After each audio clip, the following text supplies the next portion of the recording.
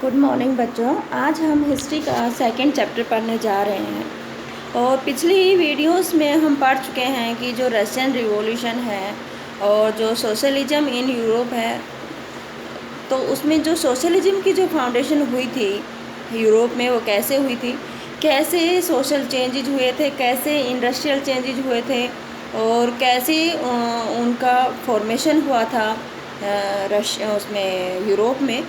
तो आज हम पढ़ेंगे कि रशियन रिवॉल्यूशन कैसे हुआ था, कब हुआ था, क्यों हुआ था, कौन कौन से रीजन है। अभी तक हमने पढ़ लिया था कि जो सोशलिज्म है वो यूरोप में कैसे आया था, ठीक है, उनके कौन कौन से कारण थे, कौन कौन से चेंजेस थे जिनकी वजह से यूरोप में सोशलिज्म आया था। आज हम रशियन रिवॉल्यूशन के बारे में पढ़ेंगे। तो कह रहे कि जो यूरोप का सबसे कम जो इंडस्ट्रियल डेवलप जो स्टेट था जो यूरोप, उसमें क्या हुआ कि अक्टूबर में एक रिवॉल्यूशन हुआ था 1917 में। उसकी वजह से जो गवर्नमेंट की जो सारी पावर थी वो सोशलिस्ट थे, उन्होंने अपने हाथों में ले ली थी। मोनार्की को 19 फरवरी 1917 में मोनार्की को हटा दिया गया और उसको ही हम क्या बोलते हैं नॉर्मली अक्टूबर या रशियन रिवॉल्यूशन बोलते हैं, या तो अक्टूबर रिवॉल्यूशन बोलते हैं या हम रशियन रिवॉल्यूशन बोलते हैं, क्योंकि इसके द्वारा क्या हुआ था कि रशिया से मोनार्की को हटा दिया गया था, राजशाही की जो सत्ता थी उसको छीन लिया गया था और पूरी जो गवर्नमेंट थी रशिया की उसके ऊपर सोशलिस्ट ने अपना कब्जा कर लिया था। ठीक है, तो अब हम पढ़ेंगे द रशियन एम्पायर इन 1914, यानी कि जो रशियन जो रिवॉल्यूशन हुआ था उससे पहले रशिया में ऐसा क्या हुआ कि जिसकी वजह से ये रिवॉल्यूशन हुआ। ठीक है, तो अब हम पढ़ेंगे कि 1914 में जो रशिया की जो स्थिति थी, जो कंडीशन थी वो कैसी थी। तो 1914 में जो जार निकोलस था वो रशिया और उसका जो एम्पायर था उस पर राज करता था। रशिया का जो एम्पायर है उसके में बहुत सारी जो उसके चारों तरफ टेरिटरी थी वो उसमें शामिल थी, जिसमें मॉस्को है, रशिया एम्पायर था वो इंक्लूड था। जैसे करंट में अगर आज हम देखें तो फिनलैंड है, लटाविया है, लिथुआनिया है, एस्टोनिया है, पोलैंड है, यूक्रेन है, बेलारूस है, ये सभी क्या था रशियन एम्पायर के पार्ट थे। और इसी से अगर हम देखें कि ये जो रशियन जो एम्पायर था वो पैसिफिक ओशियन तक फैला हुआ था और एशियन स्टेट्स के सेंट्रल एशियन स्टेट्स हैं जो आज वो भी कुछ उसके हिस्से थे, जिसमें जॉर्जिया, आर्मेनिया और अजरबैजान है। ठीक है, तो अजरबैजान, जॉर्जिया और आर्मेनिया पहले किसके पार्ट थे? रशियन एम्पायर के थे। ठीक है, जो रशियन एम्पायर थे उसी के पार्ट थे। और रशियन एम्पायर में जो मेजॉरिटी थी लोगों की वो ऑर्थोडॉक्स जो क्रिश्चियनिटी थी उसकी थी, उसका ही एक पार्ट था, जो ग्रीक ऑर्थोडॉक्स का ही एक पार्ट है। ठीक है, वहाँ पे जो रशियन जो लोग थे वो ज़्यादातर ऑर्थोडॉक्स क्रिश्चियनिटी के लोग थे, जो ग्रीक ऑर्थोडॉक्स चर्च के ही कुछ पार्ट थे। और उसके अलावा भी उस एम्पायर में बहुत सारे कैथोलिक भी रहते थे, प्रोटेस्टेंट भी रहते थे, मुस्लिम भी थे और बुद्धिस्ट भी थे। इन धर्मों के लोग भी उस टाइम रशिया में रहते थे। तो ये जो सारे दिखाया गया है कि ये सारा जो रशियन एम्पायर था, आज जो रशिया है वो एकदम अलग है, उसमें बहुत सारे देश इंडिपेंडेंट हो गए हैं। पहले सभी रशियन एम्पायर में आते थे, जिन स्टेट्स के बारे में हमने ऊपर पढ़ लिया। ठीक है, तो इसी तरह से अगर हम पढ़े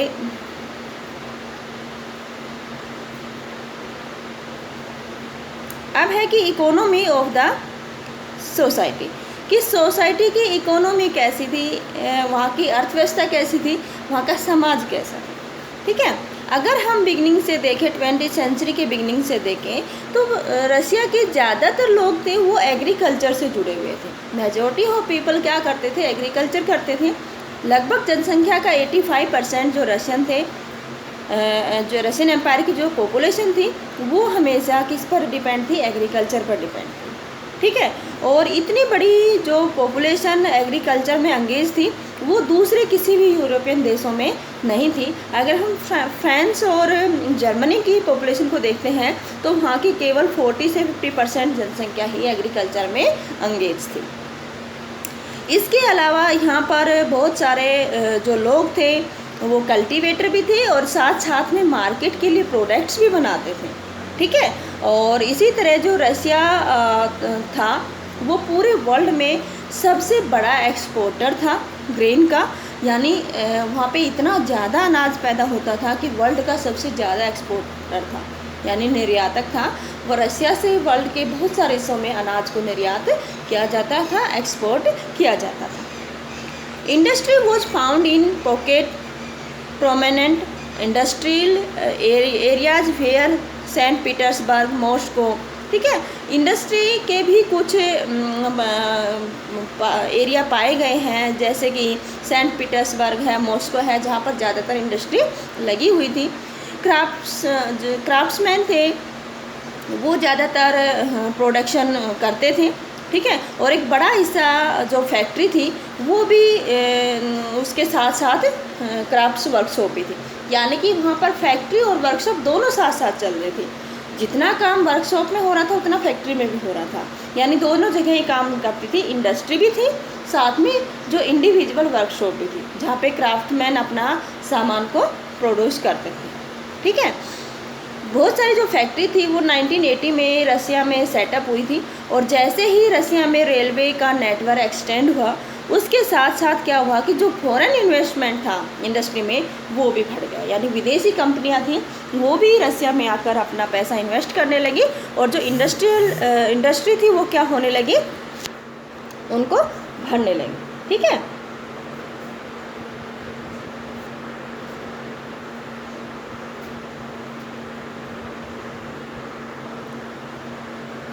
इसी तरह से जो कोल प्रोडक्शन था वो डबल हो गया, और जो स्टील प्रोडक्शन था वो भी डबल हो गया कुछ ही सालों में, ठीक है। यानी इंडस्ट्री इतनी जल्दी डेवलप होने लगी कि जो कोल और स्टील जो फैक्ट्री थी जहाँ पे कोल और स्टील जो प्रोडक्शन होता था वो एकदम से डबल हो गया, और 1900 तक बहुत सारा जो कुछ एरिया था वो वहाँ पर वर्कर्स और क्राफ्ट्समैन दोनों ही इक्वली नंबर में काम करने लगे, ठीक है। यानी कुछ लोग फैक्ट्रियों में काम कर रहे थे, कुछ लोग वर्कशॉप पे काम कर रहे हैं। अभी तक हम पढ़ रहे हैं कि 85% एग्रीकल्चर में एंगेज थे, लेकिन धीरे धीरे जैसे जैसे रेलवे एक्सटेंड हुई, इंडस्ट्री डेवलप होने लगी, विदेशी कंपनियां आने लगी, इन्वेस्ट करने लगी, और इंडस्ट्रियल रिवॉल्यूशन वहाँ पर भी बढ़ने लगा। ज़्यादातर जो इंडस्ट्री है वो प्राइवेट प्रॉपर्टी थी, किसी इंडिविजुअल आदमी के पास थी जितनी भी इंडस्ट्रीज थी, ठीक है। और गवर्नमेंट थी वो भी सुपरवाइज कर रही थी बहुत सारे फैक्ट्री में, ताकि जो लोगों का काम करने के जो आवर्स हैं वो लिमिटेड हो, और उनकी जो मिनिमम सैलरी है उसको इंश्योर किया जाए। लेकिन इसके बाद भी जो फैक्ट्री इंस्पेक्टर थे वो नाकामयाब थे कि इन रूल्स को बचाया जा सके, क्योंकि गवर्नमेंट ने रूल बना दिए थे कि लोगों से मिनिमम वेज होगी, यानी उनकी जो मजदूरी है वो फिक्स होगी मिनिमम, और उसके जो घंटे थे काम करने की वो भी फिक्स होंगे। लेकिन ऐसा नहीं हो पाया, क्योंकि जो वर्कशॉप होती थी, छोटी छोटी जो वर्कशॉप होती थी, उसमें लोग 15-15 घंटे काम करते थे, जबकि जो फैक्ट्री होती थी उनमें 10 से 12 घंटे लोग काम करते थे। तो जो इसी तरह से उनका जो रहने का तरीका था, उनके रहने के जो रूम्स थे वो भी डिफ़र करते थे। फैक्ट्री वालों को कुछ अलग फैसिलिटी मिलती थी, वर्कशॉप वालों को कुछ अलग फैसिलिटी मिलती थी। जो वर्कर्स थे वो सोशल ग्रुप में भी डिवाइड थे, ठीक है। कुछ अपने गांव से अभी भी जुड़े हुए थे, ठीक है, और जो दूसरे थे जो कुछ परमानेंट शहरों में सेटल हो गए थे, ठीक है। इसी तरह से एक स्किल वर्कर्स है, वो कहता है कि सेंट पीटर्सबर्ग का कि जो मेटल वर्कर्स थे वो अपने आप को मतलब बहुत ही ज़्यादा एरिस्टोक्रेट मानते थे, यानी एक तरह से साहब मानते थे, अपने आप को बहुत बड़ा मानते थे। कहते थे कि यानी कि वो अपने हुनर के दम पर वो क्या करते थे, वो दूसरों से अपने को ऊंचा समझते थे, ठीक है। इसी तरह अगर हम ऑक्यूपेशन क्यों मानते थे वो अपने आप को, क्योंकि वो सोचते थे कि हम ज़्यादा ट्रेंड और हमारे पास ज़्यादा स्किल है दूसरे वर्कर्स के मुकाबले, ठीक है, हम ज़्यादा स्किल्ड हैं। उस टाइम जो वीमेन थी वो भी 30% फैक्ट्रियों में काम करती थी, वर्कशॉप में काम करती थी, लेकिन वहाँ भी उनके साथ डिस्क्रिमिनेशन किया जाता था। उनको सैलरी कम मिलती थी, उनको जब मैन से उनको सैलरी कम मिलती थी, लगभग 1/2 एंड 3/4 मिलती थी। यानी कि अगर एक आदमी को 1000 रुपये मिलते हैं तो वीमेन को कितने मिलते थे, 500 या 750 रुपये मिलते थे, यानी कि काम दोनों से इक्वल लिया जाता था, लेकिन सैलरी उनको कम दी जाती थी। तो इस तरह से जो वर्कर्स थे उनके ड्रेस के आधार पर भी, उनके बातचीत के या व्यवहार के आधार पर भी उनको डिफ़र माना जाता था। शहरों में रहने वाले अपने आप को ज़्यादा अच्छा मानते थे। जैसे कि ऊपर बताया कि मेटल वर्कर्स थे, वो अपने आप को ज़्यादा एरिस्टोक्रेट मानते थे, यानी एक तरह से अपने आप को साहब मानते थे। ठीक है, तो आगे है कि जो कुछ वर्कर्स थे ऐसे भी थे कि वो एक दूसरे को हेल्प करने के लिए उन्होंने अपनी कुछ यूनियन बना ली थी, कि अगर किसी के साथ मुसीबत हो तो वो सारे एसोसिएट हो जाते थे, इकट्ठे हो जाते थे। ठीक है, ये वहाँ पे फ़ायदे वाली बात थी कि जो वर्कर्स थे उन्होंने अपनी अलग अलग यूनियन बना रखी थी। अगर मान लो किसी वर्कर्स का अपने मालिक के साथ कोई डिस्प्यूट हो जाता है, कोई विवाद हो जाता है, तो वो सीधा कहाँ जाता था, यूनियन के पास जाता था, और यूनियन के जो सारे वर्कर्स थे वो क्या करते थे, उस कंडीशन में सारे एम्प्लॉय इकट्ठे हो जाते थे और उसके खिलाफ क्या करते थे, मतलब एक तरह से आंदोलन करते थे। ठीक है, स्ट्राइक करते थे। और इसी तरह की कुछ स्ट्राइक हुई है 1896 से 1897 में टेक्सटाइल इंडस्ट्री में हुई थी, और इसी तरह मेटल इंडस्ट्री में भी 1902 में हुई थी, जहाँ पर किसी वर्कर्स को अगर मान लो नौकरी से निकाल दिया गया है तो वर्कर सीधा कहाँ जाता, यूनियन के पास जाता था, और यूनियन के जितने भी वर्कर्स थे वो सारे इकट्ठे होते थे, स्ट्राइक करते थे और अपने वर्कर्स को न्याय दिलवाते थे। ठीक है, इसी तरह से कह रहे कि जो कंट्री साइड पीजेंट्स थे, कल्टिवेटर, वो गांव के जो लोग थे वो ज़्यादातर अपनी लैंड पर एग्रीकल्चर करते थे, लेकिन जो ज़्यादातर जो ज़मीन का बड़ा हिस्सा था वो किसके पास था, या तो नोबेलिटी के पास था, या क्राउन के पास था, या ऑर्थोडॉक्स चर्च के पास। नोबेलिटी वो होते थे जो सामंत वगैरह होते थे, नवाब होते थे। ठीक है, क्राउन वो होते थे जो राजा होता था, और दूसरा जो ऑर्थोडॉक्स चर्च होता था, तो ज़्यादातर ज़मीन का हिस्सा उनके पास होता था। ठीक है, और इसी तरह से जो छोटे छोटे किसान थे वो भी अपने डिवाइडेड थे प्रॉपर्टी के आधार पर। और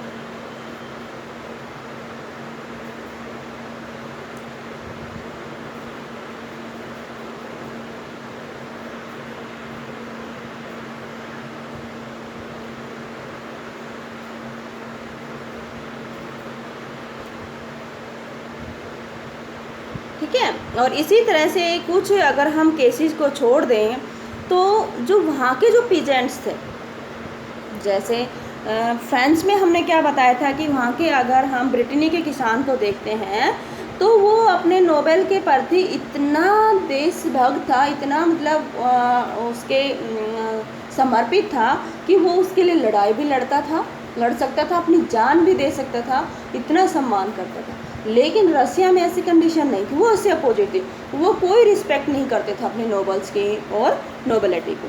ठीक है, उनको जो पावर मिली हुई थी, जैसे नोबल पावरफुल तो थे, लेकिन जो पावर थी वो जनता की मतलब उसकी वजह से नहीं मिली थी, रिस्पेक्ट की वजह से, या जनता में पॉपुलर नहीं थे, वो सिर्फ इसलिए थे क्योंकि जो जार होता था उस टाइम का, जो राजा होता था, उनकी जो से वो पावर और पोजीशन उनको मिली हुई थी। क्यों? क्योंकि उनकी सेवा करते थे और उनकी चापलूसी करते थे, और उनकी वजह से ही वो पॉपुलर थे। जबकि वहाँ की जनता थी वो उनको बिल्कुल भी पसंद नहीं करती थी। जबकि फ्रांस रिवॉल्यूशन में मैं बता भी चुकी हूँ पहले कि ब्रिटेनी के जो किसान थे वो हमेशा क्या करते थे, अपने नोबल्स की रिस्पेक्ट भी करते थे और उनके लिए वो लड़ाई भी लड़ लेते थे।